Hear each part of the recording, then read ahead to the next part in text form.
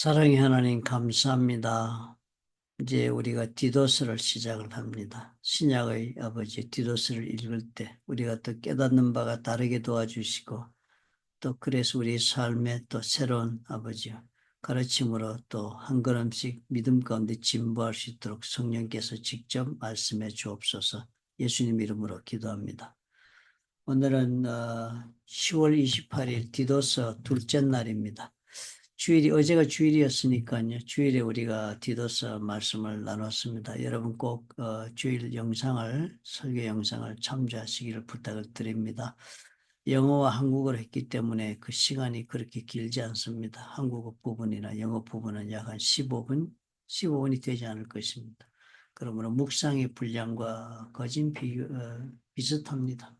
오늘 읽은 말씀은 바울이 세워놓은 교회의 디도를 맡겼습니다. 크레테라는 이 섬에다가 바울이 선교를 가서 교회를 세웠는데요. 그 교회에다가 자기의 제자인 디도를 남겨두면서 이를 부탁을 했습니다. 그 교회를 마저 완전하게 세우고 양육을 끝내고 그 바울이 떠난 것이 아니니까요. 바울은 사도의 직분을 받았기 때문에 언제든지 보냄을 받아 간 곳에서 성령께서 보내신 곳에 가서 교회를 세우고 교회가 쓰면 또 다른 곳으로 교회를 개척하러 보냄을 받는 사람입니다. 그래서 예수님께 자기 제자들도 다 사도라고 불렀습니다. 그래서 사도들은 교회에 정착하지 않았습니다. 초대교회 보면 목사가 되지 않고 복음 전도자가 되어서 곳곳으로 복음을 전하는 일에 평생을 바쳤습니다. 그렇기 때문에 예루살렘 교회도 12사도 중에 한 사람이 예루살렘 교회를 맡지 않았습니다. 예루살렘 교회가 모든 그 교회의 중심지였지 않습니까?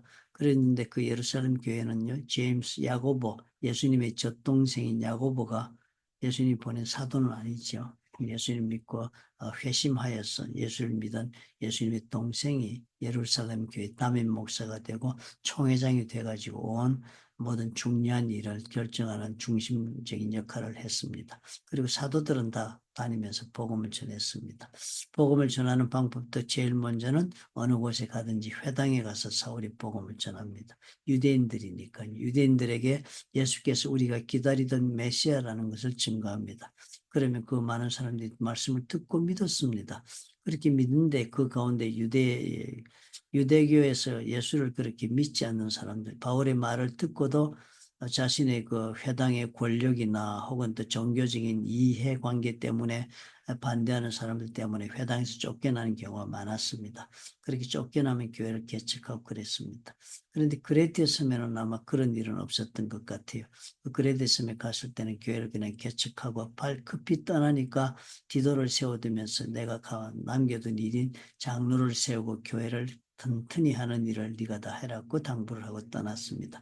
그런데 바울이 지적을 합니다. 언제나 바울이 세우는 교회는 짧은 시간 안에 세워졌습니다. 교회가 역사가 짧으니까 길어야 에베소 같은 교회도 1년 반, 2년, 길어야 3년 있었던 데가 최고로 오래 있었는데 그것도 뭐 중간에 갔다가 다시 돌아와서 합산해서 기간이 그렇기 때문입니다. 그러니까 교회가 깊이 뿌리를 내리지 못하고 복음을 받아들이고 신선하게 출발하고 새로운 그런 구원의 약속 가운데 출발한 믿음을 가졌지만 그 다음에 그것을 계속적으로 유지하고 구원을 점점 더 확실하게 발전시키고 그래서 완성시키는 일을 하는 일에는 대단히 위험한 요소가 늘 많았습니다. 사단이 틈타보지 않을 리가 없지요. 그래서 그렇게 건강하게 출발한 교회 언제나 뭐가 들어오면 거짓 교사가 들어옵니다. 거짓 교사, 이 거짓 교사는 대체로 자기가 신앙을 통해서 자기가 성경을 알고 그리고 신앙생활을 이렇게 해야 된다. 하나님은 어떻다, 구원은 어떻다 이런 것에 대해서 자기 나름대로 비성경적 그런 많은 이야기들을 거짓 가르침을 가리켜서 성도들을 오도하여 자기의 영적인 졸개들을 만들고자 하는 것이 목적이지요. 요즘도 교회 그런 사람들이 많이 있지 않습니까? 특히 은사들 가운데는 그런 경우가 많이 있을 수 있어서 대단히 조심스럽습니다. 그렇기 때문에 이 할례파들이라는 사람들이 첫째로 교회에 많은 문제를 일으켰습니다. 할례파들은 유대계 계통, 유대인으로서 여호와 신앙을 믿었던 사람들이 예수 그리스도에 대한 복음을 듣고 예수를 믿은 사람들입니다.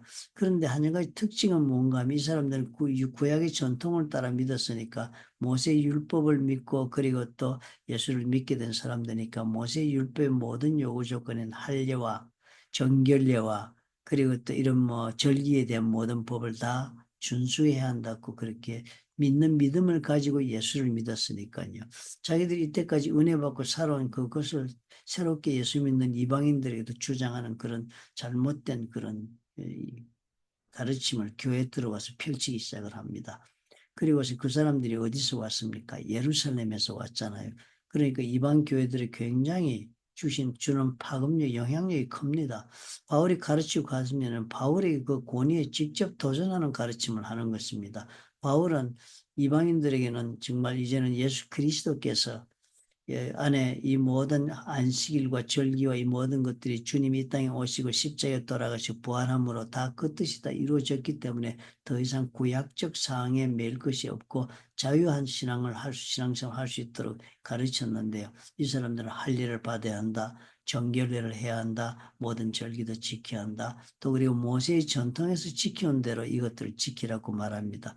모세의 전통은 자기들이 신앙생활 해오면서 생긴 전통, 만든 전통들이기 때문에 성경에 없는 것들입니다. 그러니까 성경이 요구하지 않는 것들인데 자기들 신앙의 한 부분이 된 것을 다 요구합니다. 그게 대단히 괴로운 것이 할례지, 그죠? 할례는 이미 예루살렘 공회에서도 필요가 없다고 이제는 더 이상 이방인들이 요구하지 않는다고 그렇게 판결을 받아야 할 정도로 심각하게 교회를 괴롭혔던 문제입니다. 그래서 바울이 그런 가르침 때문에 교회가 흔들리니까요. 교회를 세워놓고 나면 거짓 교사가 들어와가지고 교회를 흔듭니다. 그래서 성도들이 신앙생활 하다가 바울이 떠나고 나면요. 어떻게 신앙생활이 엉뚱하게 좌초합니다. 곧바로 신앙생활이 잘하지 못하고 그냥 바람을 많이 만나 휘어지는 소나무처럼요. 가르침에 대해 순종하고 기쁨으로 예수 그리스도가 정말 자신들의 주가 되고 그래서 온전히 그리스도를 닮아가서 성화된 길을 걸어가는 그 길에 건강한 신앙인으로 그렇게 자라가지 못하고 막 휘어집니다. 서로 반목하고 비난하기도 하고요. 또 불평하기도 하고 그리고 또 도전하기도 하고 또 엉뚱한 가르침을 가지고 논쟁을 벌여서 교회를 시끄럽게 하기도 하고 이런 문제가 생깁니다. 우리 교회도 뭐 그럴 수 있지 않습니까? 그죠? 가르침의 권위가 굉장히 중요한 것입니다.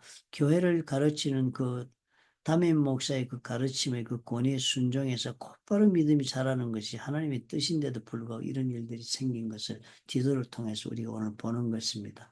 그러니까 그런 것들을 디도에게 가르치기를요. 할례파들에게 어떻게 하냐면 입을 막아라. 단호하게 얘기를 합니다. 그 다음에 또 유대인의 허탄한 이야기와 진리를 배반하는 사람들의 명령을 따르지 말게라. 그리고 다른 사람들의 이런 허탄한 가르침 그리고 올바른 가르침이 되지 못하는 것들을 다 막고 금지하고 그렇게 단호하게 하라고 가르칩니다. 오늘 이 말씀을 보면서 우리 교회를 생활하면서 우리도 이런 경우에 우리가 정말 하나님께서는 교회마다 우리 주 예수 그리스도를 머리로 삼으시고 우리가 지체를 삼아 교회를 이루게 하셨으니까요. 이제 우리가 가정교회를 하니까 정말 하나 분명히 배우는 것은 교회의 가장 모델이 될 수 있고 원형이 되는 것이 신약 교회들이다. 즉 신약 성경에 나타나고 있는 그런 교회들. 사도행전에 보니까 성령을 받아 성령께서 세우시는 그 교회가 바로 교회의 올바른 모습이라고 우리가 배웠으니까요. 우리가 그런 교회를 세워나가야 하는데 거기에 반하는 교회들이 많이 가르침이 들어올 수가 있는 것입니다. 가장 우리가 중요한 것이 우리 이 한 세상을 풍미했던 풍요의 신학입니다. 풍요의 신학. 그 풍요의 신학이요. 하나 우리가 참 어려울 때는 우리가 정말 예수를 믿어 잘 먹고 잘 살 수 있다는 것이 얼마나 감사한 격려의 말이었습니까? 우리가 밥을 못 먹고 살았던 시절이 있었으니까요. 그래서 정말 그런 긍정적인 생각을 심어 주어서 어떻게든 우리가 정말 삶의 어려움에 도전하고 갈 수 있도록 믿음을 격려하는 그런 면에서 대단히 좋은 역할을 했습니다. 그런데 결국은 뭐예요? 풍요의 신학이 우리 신앙의 목표는 될 수는 없는 것입니다. 그런데 그 풍요의 신학이 신앙의 목표가 되지 않았습니까? 긍정신학을 근거로 한 것입니다. 성경을 어떻게 우리가 정말 긍정적인 positive thinking에는 놀라운 파워가 나온다는 그 세속적인 철학입니다. 그 세속적인 신앙, 우리 긍정적인 생각을 하면 긍정적인 능력이 발휘되는 것을 신앙에다 접목을 시켰습니다. 그것이 노만 빈센트 필 목사님이 가르친 처음에 그 긍정의 신앙의 The Power of Positive Thinking이라는 그런 가르침을 가지고 성경에 접목을 해서 가르쳤습니다. 그래가지고 그 뉴욕에서 어마어마한 선포를 큰 교회가 세워지고 지금도 그 교회가 있습니다. 트럼프 대통령도 거기서 어린 시절 신앙생활을 했답니다. 너무 좋아서 그 말씀을 듣고 나면 사람이 너무나 압되잖아요. 그리고 너무 무한한 가능성 속에 자신이 정말 사로잡히니까 교회를 떠나기 싫어 하루 종일 교회에서 놀았답니다. 그런 그 풍요의 신학들, 결국 그것은 우리가 신앙을 격려할 때는 필요할지 모르지만 목표가 될 수는 없는 것입니다. 그리고 그 풍요의 신학이 결국은 어떻게 긍정적인 사고를 방식으로 풍요한 삶을 우리가 하나님을 믿으면 누린다는 것 때문에 예수 믿으면 다 뭐가 된다고요? 부자 된다는 겁니다. 그 가르침이 아니 그런 거는 성경에 없는 가르침. 부자가 오히려 어떻게 예수님이 경계하고 부자 되지 않는 것이 오히려 천국 가는 길에 지름길이라고 가르친 말씀도 얼마나 많습니까? 그렇게 해서 대표적으로 쓴 교회들이 오랄 로버츠 목사님 그리고 수정교회 누구죠? 그 목사님 그렇게 해서 이렇게 미국에서 대단히 유행했고 그것이 한국에도 잘 들어왔던 것은 사실입니다. 그것이 대단히 필요합니다. 우리 하나님 긍정적으로 생각하고 부여화해서 그렇게 하나님이 쓰시는 사람 되지만은 그것이 성경이 가르치고 있는 우리 신앙의 본체는 아닌 것입니다. 그런데 이런 가르침들이 다 우리가 어떻게 해요? 정말 예수 그리스도를 알고 믿음의 길을 올바로 걸어가는데 어쩌면 독소가 되고 교회가 어려움에 빠지게 되는 그런 원인이 될 수도 있습니다. 오랄 로버츠 목사님이 세운 그 교회도 지금 뭐 잘 하고 있겠죠. 그리고 또 수정교회는 이미 그 문제가 생겨서 그 목사님은 이미 은퇴도 했었지만 그 교회는 천주교로 넘어가고 이런 아픔도 겪고 그랬습니다. 풍요의 신앙은 언제나 문제가 무엇이었습니까? 사람들이 신앙이 잘하지 않습니다. 하나님의 능력을 입어서 내 삶의 문제를 해결해 보겠다는 것이 신앙의 목표입니다. 그런데 우리가 지금 배워보니까 어떻게 해요? 우리 하나님께서 우리에게 주시는 문제가 하나님이 허락한 문제가 있을 수가 있습니다. 이 문제를 통해 내가 하나님이 원하시는 사람으로 빚어지도록 하기 위해 문제를 허락할 수 있는데 우리는 그 모든 문제는 다 어떻게 해요? 하나님 기도하고 다 제거하고 오직 풍요로운 삶을 주시는 것이 하나님의 뜻이라는 엉뚱한 그런 가르침에 우리가 매료되어서 신앙생활이 좌초하지요. 정말 하나님께서 어떤 사람들에게는 고난을 주어서 빚어가는 일이 너무나도 우리 눈에는 분명해 보이지만 절대로 그런 잘못된 가르침 가지고서는 해결할 수 없는 믿음의 길에 서서 신앙의 열매를 보지 못할 것입니다. 그럼 이 가르침대로 우리가 산다는 너무나 중요합니다. 이 가르침을 우리가 요즘 어디에 차지한다고요? 성경에서 차지해야 합니다. 모든 것에 대한 기준은 성경에 있습니다. 포스트 모더니즘은요. 기준은 여러 가지가 진리는 여럿이 있을 수 있다는 것이 요즘의 세상의 가르침입니다. 이번 교회 안에도 그런 가르침이 들어와 있어서 WCC 운동이니 교회 통합 운동이 벌어지고 있습니다. 교회는 통합될 필요가 없습니다. 하나님께서 각각의 교회마다 하나님의 성령께서 세우시고 또 역사하시고 열매를 맺고자 하는 목표가 있어 교회가 여러 생기는 것이 지극히 당연합니다. 왜냐하면 여러 종류의 사람들에게 여러 종류의 신앙의 길을 걸어가야 훈련의 길을 걸어가도록 해야 할 하나님은 그 필요를 보고 세우시는 것입니다. 그러면 우리가 그런 면에서 우리가 분명히 우리의 뜻을 세워야 합니다. 우리는 가르침은 단 한 가지 성경의 가르침을 따라서 내가 예수님께서 나의 삶 속에 계획하신 바를 인도하시고 가르치시고 또 그리고 또 계획을 펼쳐 보이시면서 나로 하여금 하나님이 계획하신 길을 걸어 예수 그리스도를 닮은 그런 사람으로 변화되어가는 과정에 우리가 걸어가게 하기 위해 주시는 그런 가르침을 따르는 교회가 되어야 우리가 한다는 생각을 가지고 흔들리지 말아야 되겠습니다. 능력 있는 자들의 가르침에 흔들려서 쉽게 문제를 해결하려고 하는 것도 지름길로 가는 것도 사단의 유혹입니다.